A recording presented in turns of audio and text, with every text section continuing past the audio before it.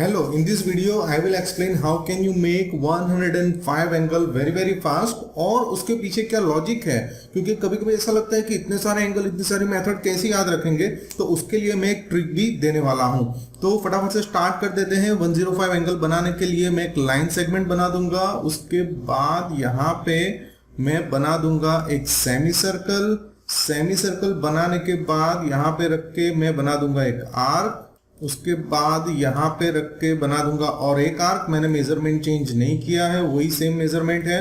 उसके बाद यहाँ पे रख करके एक आर्क बनाना है, तो वो भी मैंने बना दिया। फिर मैंने यहाँ पे रख के एक आर्क बनाना है, वो भी बना दिया। ये मेरा 90 रेडी हो गया। अगर प्रीवियस वीडियोस आपने देखे हैं मेरे, तो आपको पता ही होगा कि ये 90 की मेथड है। तो ये जो इंटरसेक्शन पॉइंट है और ये जो है, मैं दोनों को कनेक्ट कर दूंगा और ये हो गया मेरा 90। अभी मैं आपको लॉजिक एक्सप्लेन कर रहा हूं। तो देखो, ये जो है, ये डॉटेड लाइन मैंने बनाई है वो 90 की है। ये जो है 120, ये 60 है, 60 का डबल 120। तो ये 120, ये लाइन हो गई 90।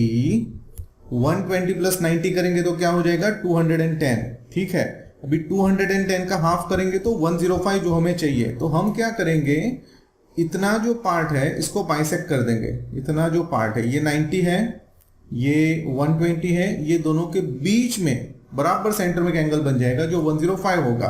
अगर यही काम आप ये साइड करते हो, ये एंगल और ये एंगल, ये 90 ये 60, उसके बराबर बीच में बनाएंगे तो वो 75 हो जाएगा, इजंट इट। बट अभी हम 105 की बात कर रहे हैं। 75 आपको देखना है तो आप उसका वीडियो ऊपर आई बटन पे क्लिक करके देख सकते हो।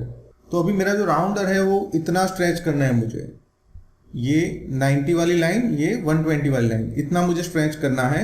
जितना शार्प पेंसिल यूज करेंगे उतना परफेक्ट एंगल आपका बनेगा। और ये करके मुझे यहाँ पे एक आर्क बनाना है, मैंने बना दिया।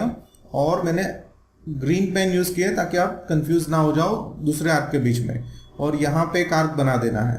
तो अभी ये जो इंटरसेक्शन पॉइंट मिला, ये इंटरसेक्शन पॉइंट, यस, वो हो गया हमारा 105।